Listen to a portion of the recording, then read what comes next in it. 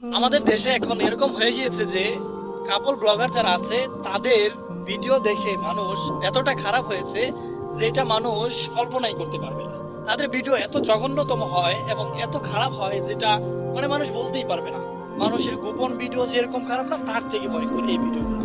তারপরে মানুষ সেই ভিডিওগুলাই দেখে, তারা যে অভিনয় সাজায়, তারা যে অভিনয়গুলো করে, একজন আরেকজনকে মেরে ধরে একজন আরেকজনকে ডিভোর্স দিবে, মানে এরকম অনেক প্ল্যান করে তারা এখন অনেক বড় টাকার মালিক হয়ে গেছে। আপনার লেখাপড়া করে অনেক মানুষ অনেক লেখাপড়া করেছে, লেখাপড়া করা শেষ হয়েছে, শেষ হওয়ার পরে সে চাকরি পেয়েছে, সে চাকরি পেয়ে বেতন পায় মাত্র 40,000 টাকা। কিন্তু একটা কাপল ব্লগার তার ইউটিউব এবং ফেসবুক থেকে ইনকাম হচ্ছে মাসে লাখ লাখ টাকা, এবং তারা বিশাল বড় বড় বাড়ি করতেছে।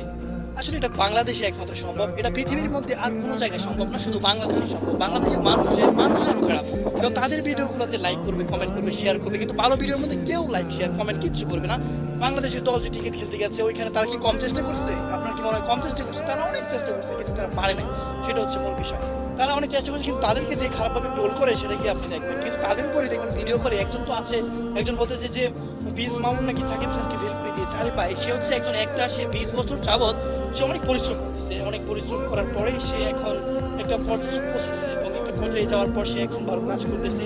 সেটা সে দেখার বিষয় না। সে বলতেছে বীজ তো অনেক বড় ইয়া, মানে কি বলবো, খুবই যখন। আর তাদের উদ্দেশ্যে বলি আমি, আপনারা যে মানসিকতা হারিয়ে ফেলেছেন, আপনার যে জ্ঞান শক্তি সেটা যে লোপ পেয়েছে, সেটা কি আপনি জানেন? একজন ভালো মানুষকে সে খারাপ মানুষের সাথে তুলনা করে দিয়েছে। আপনি যদি ভালো মানুষ খারাপ মানুষ যদি নাই চিনতে পারেন, তো চুপ করে থাকেন, কেন কথা বলতে হবে? কিন্তু না, অনেক মানুষের সাথে সেই ভালো খারাপ মিলিয়ে কথা বলতে থাকে।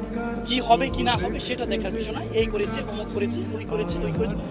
মানে বাংলাদেশের অবস্থা খুবই জঘন্য হয়ে গেছে, যেটা এখন বলা খুবই, মানে আপনি যদি বলেন তাহলে আপনি অপরাধ করেছেন। এরকম একটা অবস্থা, আপনাকে ফেলে দিবে, আপনাকে পুলিশে দিবে। পুলিশও তো এরকমই হয়ে গেছে বাংলাদেশে, যে টাকা ছাড়া কিছুই বুঝে না, টাকা দিবেন একজন ভালো মানুষকে সে অপরাধী বানিয়ে দেবে।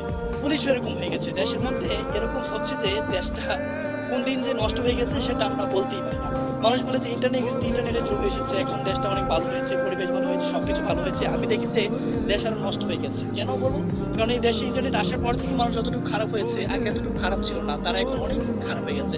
অনেক বাচ্চা পোলাপান যারা আছে তারা গেম খেলে, সারাদিন গেম খেলে, কিন্তু তারা একসময় অনেক খেলাধুলা করতো। খেলাধুলা করার পরে আমার আশেপাশে যে পরিবেশগুলো ছিল সেগুলো ভালো ছিল, কিন্তু এখন সেইগুলো ভালো নেই। কারণ হচ্ছে দেশে গেম চলে এসেছে, দেশে ইন্টারনেট চলে এসেছে, ইন্টারনেটের মাধ্যমে ভালো করা যায়, খারাপও করা যায়। আমরা খারাপের দিকেই বেশি গেছি বাংলাদেশে।